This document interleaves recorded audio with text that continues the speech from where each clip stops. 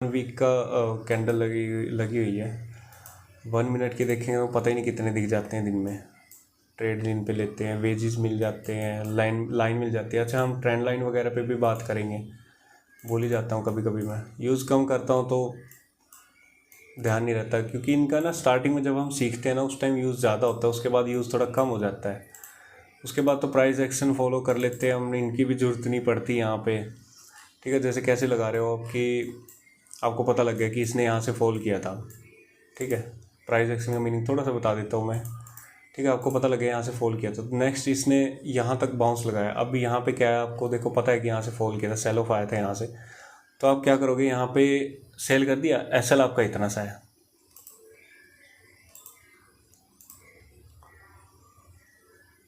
यहाँ का आपका स्टॉप लॉस हो गया, यहाँ एंट्री ले लिया। आपको मिनिमम पता है टारगेट, आपको ये डे लो लगाया था इसने, इससे आप 15-20 पॉइंट पहले बुक कर लो, यहाँ पे बुक कर लो। यहाँ से इसने देखना अच्छा फॉल किया हुआ है। ये बैंक निफ्टी में मैंने ट्रेड भी ली हुई है वैसे,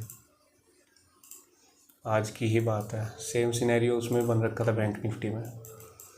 देखो इसने यहाँ पे फॉल किया था, हालांकि अलग बात है इसने यहाँ तक नहीं किया, पर मैंने ऐड करना यहीं से स्टार्ट कर दिया था क्वांटिटी। इसको एवरेज करना बोलते हैं। मैंने यहाँ पे 500 शेयर उठा लिए, यहाँ पे 500 शेयर उठा लिए। यहाँ पे जाते तो मैं 500 शेयर और उठाता, पर इसने यहीं से फॉल कर दिया तो ठीक है, 1000 क्वांटिटी थी, जो भी प्रॉफिट मिला बुक कर लिया। तो ये नहीं है कि आपको मतलब धीरे धीरे समझ में आएगा कि अगर ये लेवल दिख रहा है तो आप यहीं पे एंट्री बनाना शुरू करोगे, यहाँ आएगी तो ही लूँगा मैं, अदरवाइज लूँगा ही नहीं।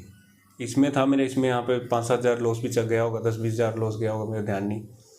ठीक है, तो धीरे धीरे धीरे पिरामिड बनाना पड़ेगा आपको। यहाँ पे एवरेज बना ली, यहाँ पे एवरेज बना ली, यहाँ पे एवरेज बना लेते हैं, आपका स्टॉप लॉस हो जाता है यहाँ का।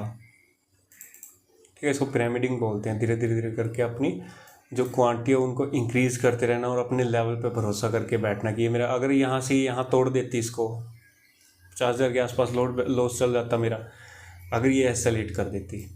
ठीक है, इनकेस अगर यहाँ पे मेरी 1500 क्वांटिटी हो जाती है और इसने यहाँ से देख लो आप फॉल कितना किया था, बैंक निफ्टी ने इतना फॉल किया था। जो मैंने ट्रेड प्रोवाइड करवाई थी वो 360 के अराउंड थी, परचेज था 360 पे परचेज था, और उसने 510 लगाया था, मीन्स 510 तक गई थी वो।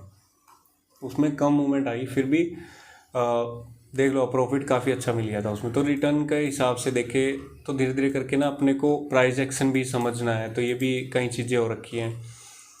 अब ये लेवल्स, आपको ये लेवल्स दिख रहे हो जो, अब दिख जाएंगे आपको।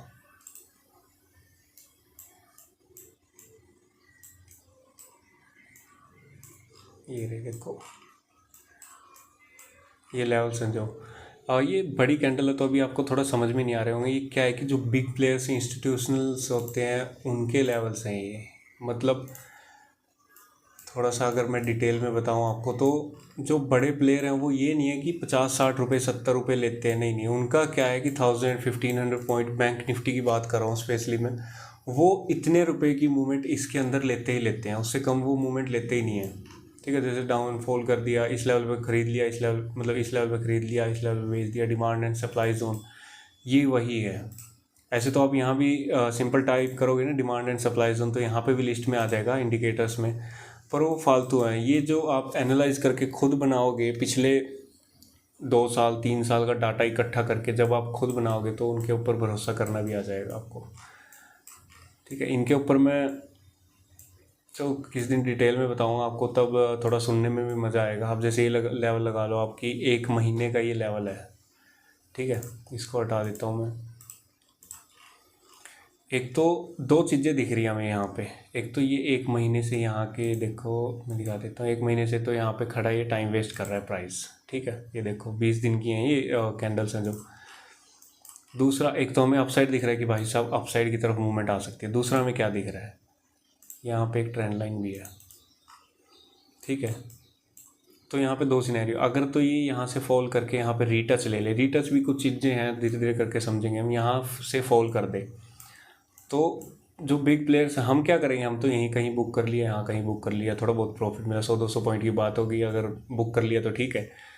बिग प्लेयर है वो यहाँ से ना यहीं बुक करेंगे, ये नहीं है कि यहाँ से यहाँ तक आ गया बुक करेंगे फलाना फलाना। वो यहाँ से मतलब 50 पॉइंट का डिफरेंस पड़ेगा, अदरवाइज़ वो क्या करेंगे, यहाँ पे बाई करेंगे, यहाँ पे सेल करेंगे।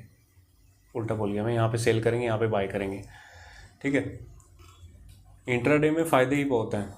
अगर आप पोजिशनल देखोगे तो उसमें अलग चीज़ें हैं, शेयर की अलग चीज़ें, हर चीज़ अलग चीज़ें। ऐसा स्टॉक मार्केट में एक चीज़ हो रहा है कि ये नहीं है कि आप सिर्फ उस शेयर को खरीद ही सकते हो, नहीं ऐसा नहीं है, आप उसको बेच भी सकते हो। अब अगर ये यहाँ पे आ जाए तो मैं क्या करूँगा, इसको 34,162 है, इसको यहाँ पे सेल कर दिया मैंने, मतलब मैं खरीद नहीं रहा, मैंने खरीदने से पहले उसको सेल कर दिया। तो बीच का जो, अगर मैंने यहाँ सेल करा है, मैंने यहाँ पे परचेज़ कर लिया, तो बीच के जो 1,000 1,500 पॉइंट हैं वो क्या होंगे, मैंने वो कैप्चर करे हैं, मैंने वो कमाए हैं। तो यहाँ पे बेचा, यहाँ पे खरीदा, जो बीच के पॉइंट है वो मैंने कमाए हैं। तो स्टॉक मार्केट में ये नहीं है कि सिर्फ हमें स्टॉक अपसाइड जाएगा तो ही फ़ायदा होगा, ऐसा नहीं है कि स्टॉक जब डाउन साइड भी आएगा हमें तब भी फ़ायदा होगा। और कई सिचुएशन ऐसी हैं, मतलब सेल भी कर सकते हैं हम। तो उसमें क्या है, अगर मार्केट एक ही जगह पे खड़ी है ना 2-4 महीने फलाना जो भी है, तो हमें उसमें भी प्रॉफिट होगा। हर सिनेरियो में हम प्रॉफिट में ही रहेंगे, बस धीरे धीरे हमें सीखने की बात है, क्या क्या सीखना है क्या क्या नहीं सीखना है। ठीक है, अगले जो है अगली वीडियो आएगी टाइम फ्रेम शिफ्टिंग पे, वो बहुत इंपॉर्टेंट है। ठीक है, उसमें काफ़ी डाउट्स क्लियर हो जाएंगे। इसमें तो कुछ खास नहीं हुआ, बस जो मार्केट का नेचुरल स्ट्रक्चर है हमने वही डिस्कस किया है, थोड़ा बहुत मिनी वर्जन का कॉन्सेप्ट डिस्कस किया है कि बिहेवियर कैसा है मार्केट का, ऐसा ही हमेशा मार्केट बिहेव करेगी, इससे अलग कुछ नहीं है। कोई इंडिकेटर MACD RSI फलाना फलाना हमें कुछ भी नहीं बता पाएंगे। ये अकेली ऐसी चीज़ है जो हमें हर स्टॉक, हर शेयर, हर टाइम फ्रेम, कोई भी टाइम फ्रेम में उठा के देख लो आप, हर टाइम फ्रेम में काम करेगा, हर स्टॉक में काम करेगा, हर करेंसी में काम करेगा। वर्ल्ड का कोई भी स्टॉक है वो इससे अलग नहीं है, प्राइस एक्शन से अलग कुछ नहीं है। जो मार्केट का परमानेंट नेचर है वो यही रहेगा। पीछे से आप जो भी है 10-15 साल 20 साल का जो भी है डिटेल उठा के देख लो, आप आगे की 20-30 साल की डिटेल उठा के देख लेना। ठीक है, लेवल्स हमेशा यही रहेंगे, इनसे अलग कुछ नहीं रहेगा। लेवल्स नहीं, सॉरी, बिहेवियर मार्केट का जो है वो यही रहेगा, इनसे अलग कुछ नहीं रहेगा। ठीक है, थैंक यू सो मच। अगली वीडियो में फिर मिलते हैं।